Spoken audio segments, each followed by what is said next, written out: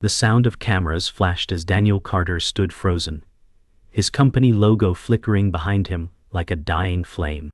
He said, "This wasn't how it was supposed to end." Reporters shouted, their voices sharp, their questions slicing through his chest. Just days ago, he was the rising star of Silicon Valley, hailed as the underdog who had built an empire from nothing. Now, his investors had abandoned him, his partner had betrayed him, and his reputation lay shattered in the headlines. Daniel clenched his fists, his mind screaming with the weight of failure.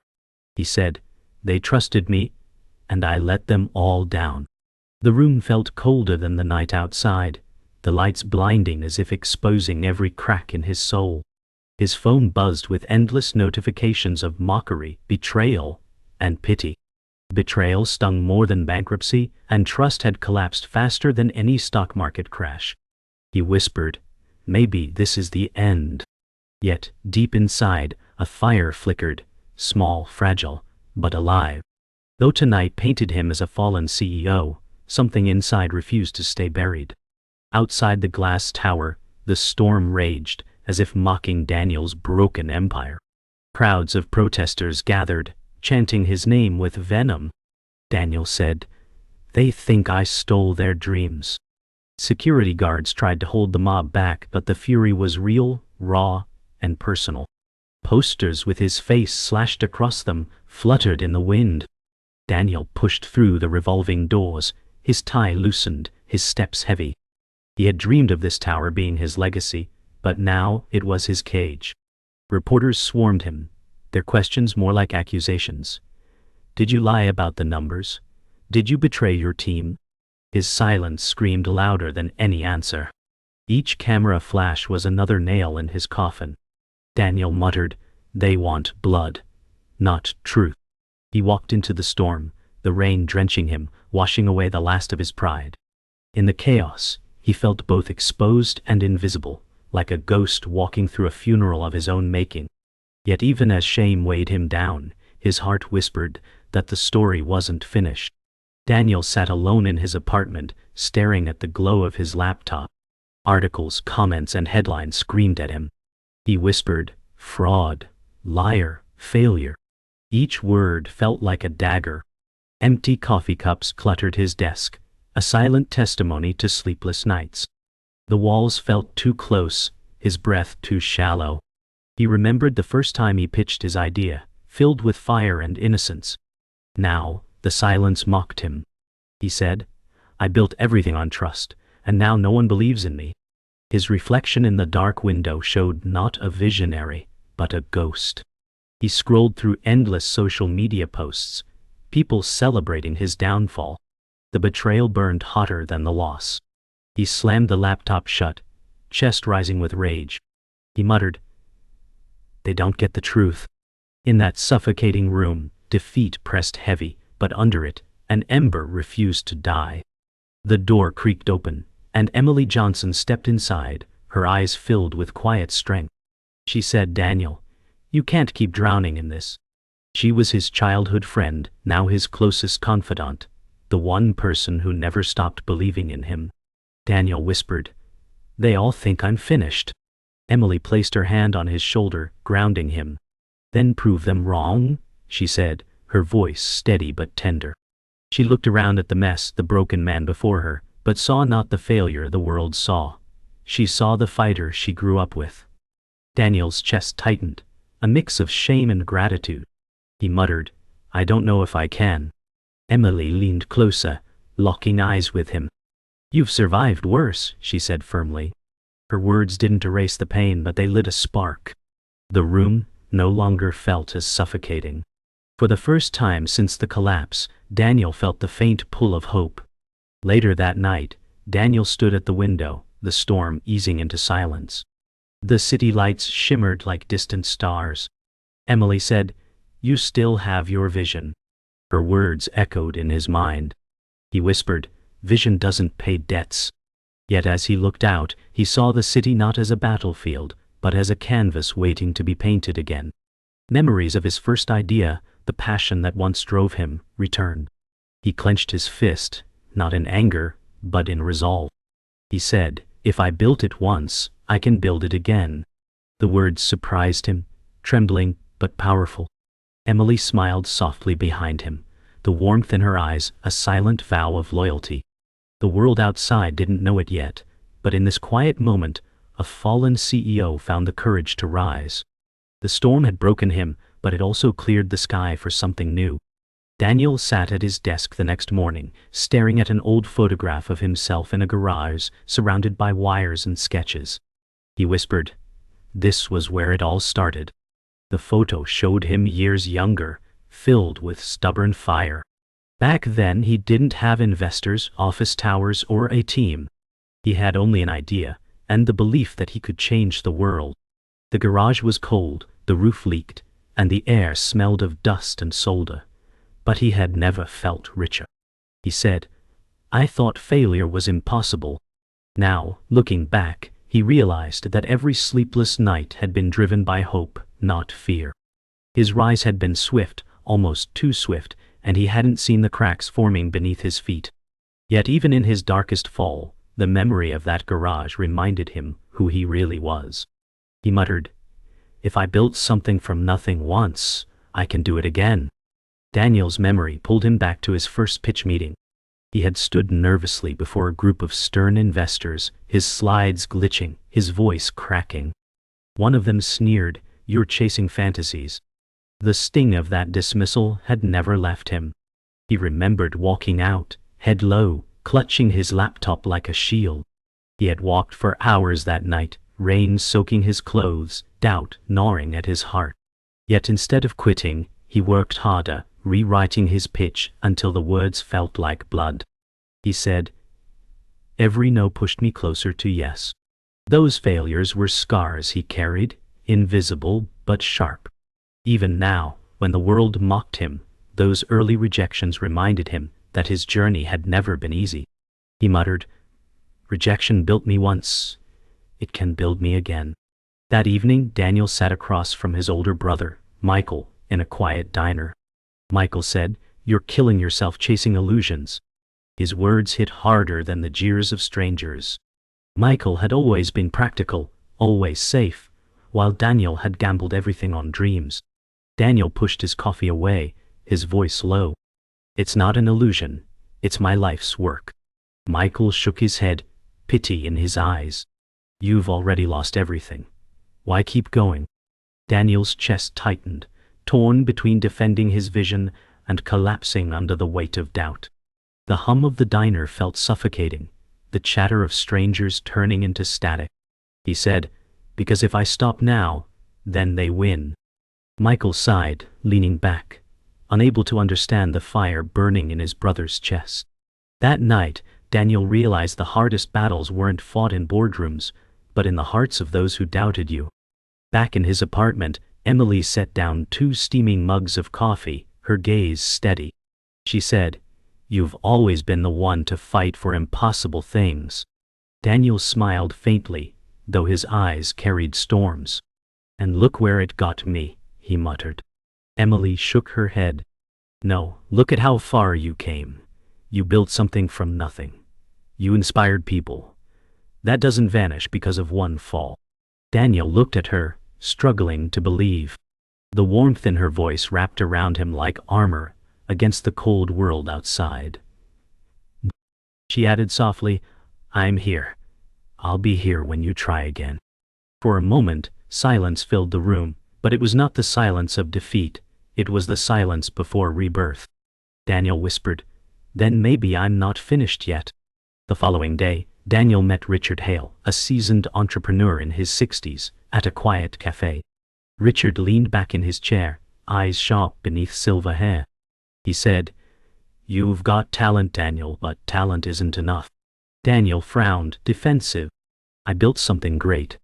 Richard smirked. "And you lost it because you trusted too easily. Business isn't just about vision, it's about survival." The words cut deep, but they rang with truth. Daniel sat in silence, his pride clashing with reality. Richard sipped his coffee calmly. "If you want to rise again, you'll need more than passion. You'll need strategy, resilience, and a skin thick enough to bleed without breaking." Daniel's jaw tightened, his spirit stung but ignited. He whispered, "Then teach me." Richard nodded, a hint of respect glinting in his eyes. Daniel sat across from a new potential client in a small co-working office, his slides glowing faintly on the wall. He said, "I know the past paints me as reckless, but my vision is still alive." The client, a sharp-eyed woman in her 40s, leaned back, unimpressed. She said, "Your name is toxic. Why should I risk my company on you?" The sting echoed like the first rejections years ago. Daniel swallowed hard, his palms sweaty. He forced himself to breathe. "Because I've learned the cost of arrogance. What I bring now is not just innovation but resilience." Silence stretched, heavy as stone. The client studied him, her lips pursed, then shook her head. "Come back when you have proof, not promises." Daniel walked out, heart sinking. His dream was real, but the world saw only ashes. He muttered, "They'll never believe me until I build it again." At a sleek skyscraper downtown, Victor Hayes stood before his board, a smirk curling on his lips. Victor, the powerful rival, said, "Daniel Carter is finished, and we'll make sure he never rises again." His board members nodded, cold approval in their eyes. Victor paced slowly, his tailored suit flawless, his presence commanding. He held up a report showing Daniel's failed deals, flipping through the pages like a predator savoring the hunt. "Every door he knocks on will already be there," he said with a grin. His strategy wasn't just about winning, it was about crushing. Outside the windows, the city lights gleamed, reflections of a battlefield Victor already believed he owned. He whispered, "Let him try. I'll bury him twice over." His laughter echoed, polished and cruel. In that moment, Daniel's fight for redemption had found its greatest adversary. Daniel sat in a minimalist office across from Caroline Price, a seasoned venture capitalist known for her ruthless standards. She said, "Your idea is strong, but your name carries too much baggage." Daniel leaned forward, desperation in his tone. "If you'll back me, I'll prove to the world that vision is stronger than scandal." Caroline sipped her espresso, her gaze unflinching. "Vision doesn't pay my investors, numbers do." The words pierced deep, but Daniel's resolve only hardened. He said, "Numbers will come once I rebuild. What I need now is faith." Caroline set her cup down, her expression unreadable. "Faith doesn't scale," she replied. The room felt colder, the silence dragging on like judgment. Daniel's pulse raced, his dreams dangling by a thread. As he left, he muttered, "I don't need all of them to believe. I just need one." In a dim bar lit by neon signs, Daniel's former partner, Marcus Reed, nursed a drink with a sly smile. Once his co-founder, Marcus now whispered into the ear of a corporate contact. "Daniel doesn't realize he's already lost," Marcus said, his voice dripping with betrayal. The contact smirked, jotting notes. Marcus added, "He still thinks he has allies. But everything he touches, I'll turn against him." The betrayal was not sudden. It was slow poison, spreading through the veins of trust. Once a friend, now a traitor, Marcus saw opportunity in Daniel's fall. He muttered to himself, "Why rebuild with him when I can rise without him?" The neon light flickered across his face, painting him in shadows. Somewhere across the city, Daniel believed Marcus still carried their shared dream. But the knife was already twisting behind his back. Back in his apartment, Daniel dropped his bag and sank to the floor, the weight of rejection crushing him. He said, "I'm fighting ghosts I can't see." His chest heaved, his breath uneven. Emily found him there, her eyes filled with worry. She said, "Daniel, you can't let them break you." He shook his head, tears threatening. "Every time I take a step, someone's already there to shove me back." Emily knelt beside him, gripping his hands. "That means you're still in the fight," she whispered. Daniel's voice cracked, "What if I don't have the strength anymore?" The silence hung heavy, broken only by his ragged breaths. Emily held his gaze. "Then borrow mine until you do." For the first time that night, Daniel let the tears fall. In the pain, there was something raw, something human. the seed of a man who refused to stay broken forever. Daniel sat in a dim co-working space, reviewing contracts on his laptop. His brow furrowed as he noticed strange inconsistencies in the numbers. "This isn't right," he muttered. Emily leaned over his shoulder, concern etched in her face. "What's wrong?" Daniel pointed at the data. "These deals were sabotaged before they even reached me." His heart sank as the realization hit. Someone inside his circle had fed information to his rivals. He whispered, "This wasn't just failure. This was planned." The thought clawed at him, making his chest heavy. Emily clenched her fists. "Someone wanted you to fall." Daniel's pulse quickened, rage and fear colliding. He said, "I trusted them, and they sold me out." For the first time, the collapse didn't feel like fate. It felt like betrayal. Daniel confronted Marcus in a private office, his voice trembling with fury. "It was you." Marcus smirked, leaning casually against the desk. "Business is war, Daniel. You should have known better." Daniel's chest burned, betrayal twisting deep. "We built this together," he said, his voice breaking. Marcus shrugged, cold and unrepentant. "And I got tired of losing." Daniel clenched his fists, every ounce of trust he had ever given shattering like glass. Emily's voice rang from the corner. "You sold him out for scraps." Marcus smirked at her too, his arrogance sharp. "Scraps to you, a future to me." Daniel felt the room closing in, the weight of friendship turned poison. He whispered, "You weren't just a partner, you were my brother." Marcus didn't flinch. Brothers stab each other all the time. Daniel stormed out of the office, his chest pounding, the city night air biting against his skin. He muttered, "I can't trust anyone." Emily followed, her voice breaking through the noise. "Daniel, not everyone is against you." He spun toward her, anger and despair colliding in his eyes. "How do I know?" "Marcus, the investors, even my own brother. All of them doubt me." His voice cracked as he stepped back, tears burning. "Maybe I'm just the fool they say I am." Emily's face softened, but she didn't let him retreat. She said, "No, you're the one who keeps fighting when everyone else quits." Daniel shook his head, trembling. "But what if I can't do it alone?" She stepped closer, her eyes unwavering. "Then don't. Let those who believe stand with you." For the first time, Daniel realized he wasn't alone, even in betrayal's shadow.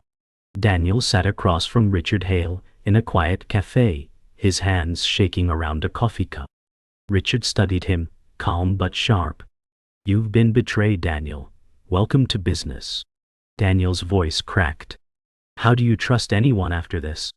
Richard leaned forward, his tone blunt. "You don't, you verify. You build systems that survive betrayal. Trust is a luxury. Strategy is survival." Daniel swallowed hard, shame tightening his chest. Richard tapped the table with a steady rhythm. "Pain will either break you or teach you. Which will it be?" Silence hung heavy until Daniel whispered, "Then I'll learn." Richard nodded once, a faint smile ghosting his lips. "Good. Then maybe you're finally ready to play the real game."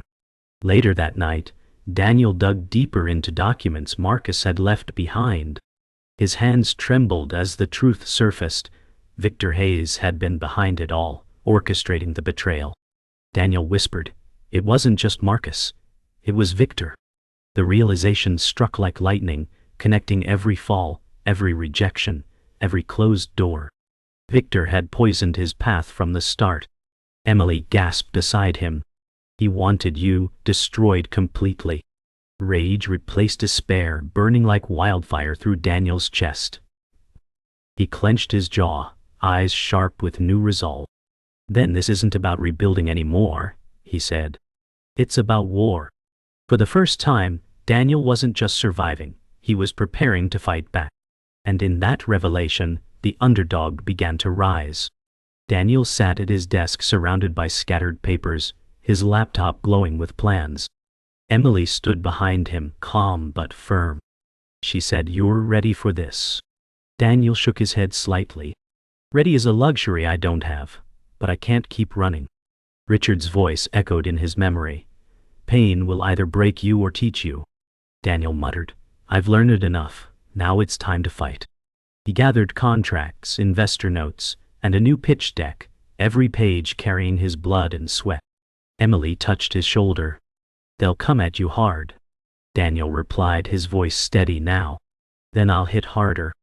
His chest rose with a new rhythm, no longer weighed down by shame, but fueled by fire. Tonight, preparation wasn't about saving a company. It was about reclaiming his soul. Daniel faced Caroline Price once again, his presentation sharp, his voice firm. She said, Your plan is bold, but I need more than promises. Daniel leaned forward, eyes burning. You want guarantees in a world built on risks? What I'm offering isn't safety, it's transformation. Caroline's lips tightened as she studied him. Transformation costs blood. Are you willing to bleed for this? Daniel didn't flinch. I already have. Every failure, every betrayal, every scar. They've all been down payments. Now it's time to collect.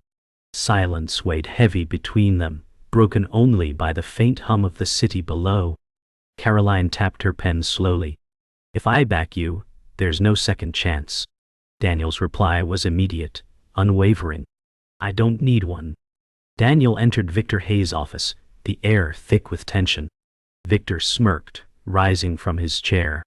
So the fallen king dares to return. Daniel's jaw tightened. I'm not here to kneel. Victor circled him like a predator. You don't have the reach, the capital, or the allies. All you have is desperation. Daniel stepped closer, his voice cutting like steel. No, I have truth. And that terrifies you. Victor's smirk faded for the first time, though his eyes stayed sharp.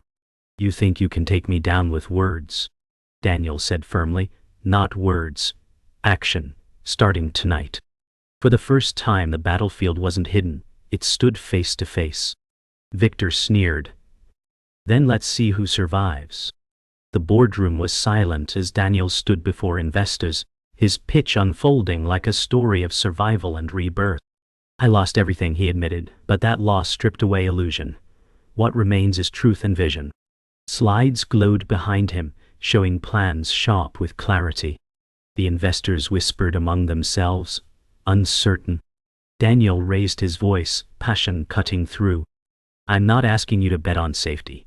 I'm asking you to bet on resilience.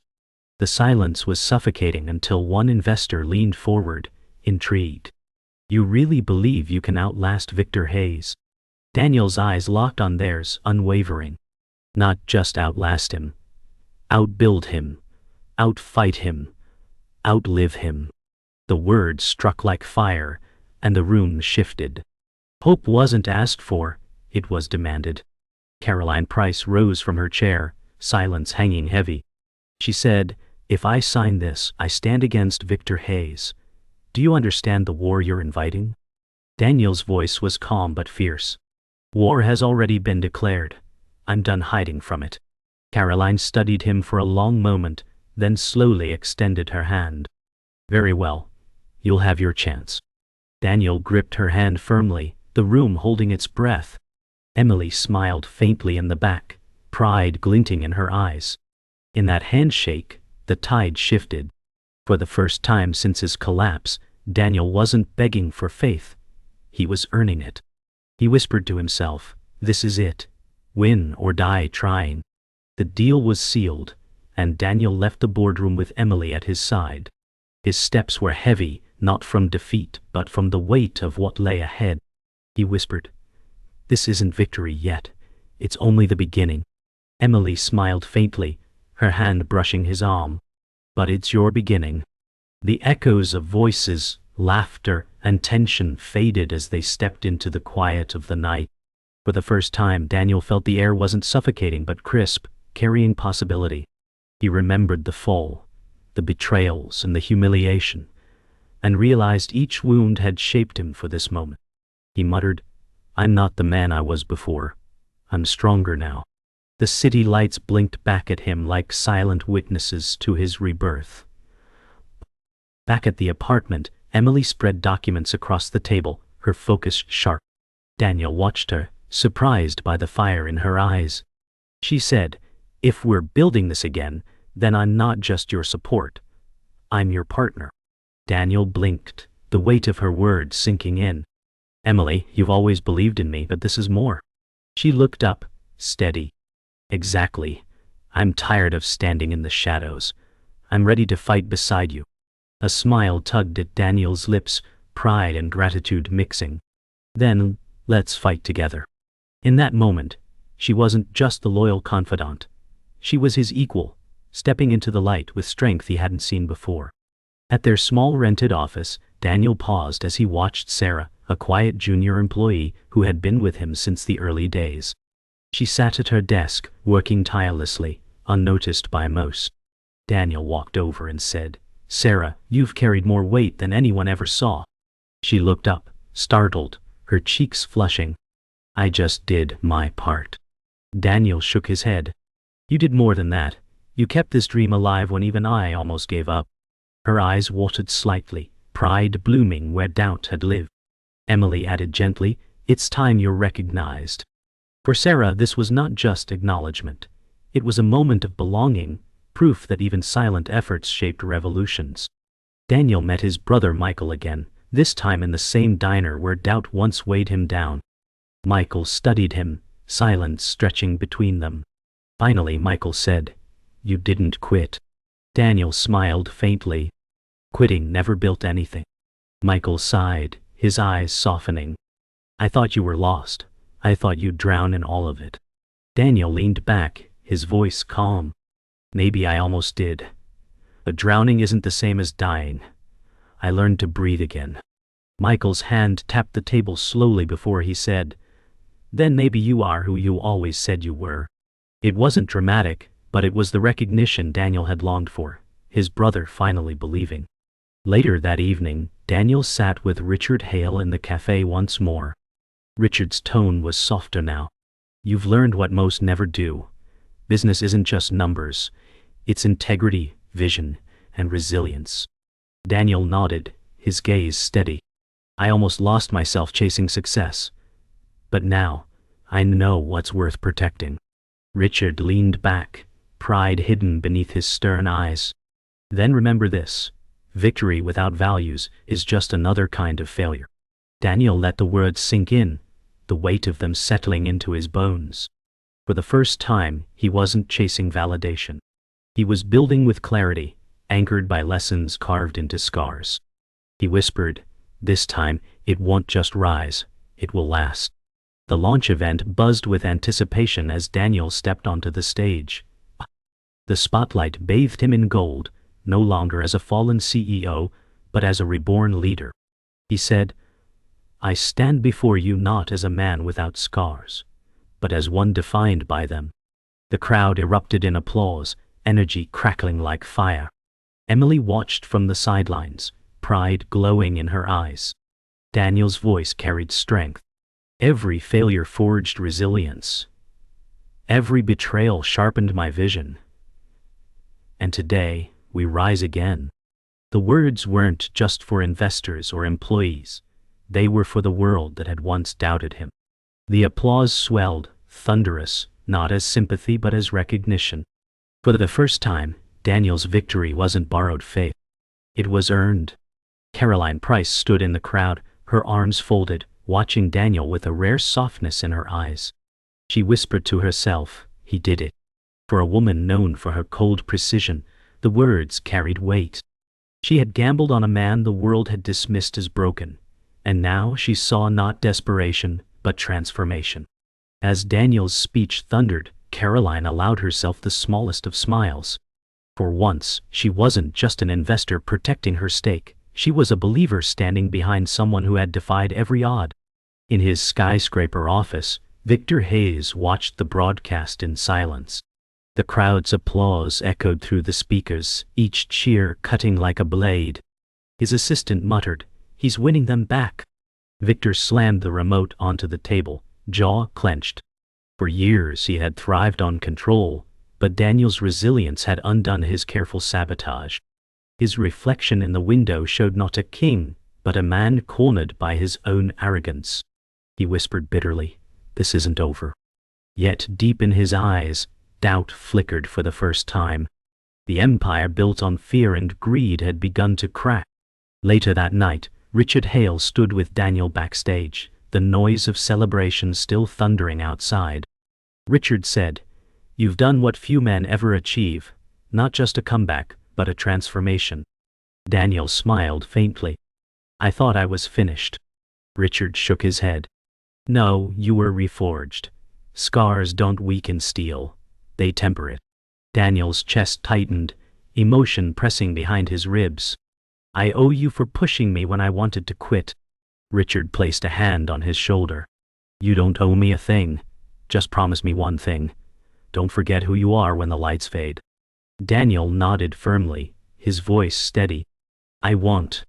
As the crowd dispersed, Daniel stood alone on the rooftop of the building, city lights sprawling beneath him like endless stars.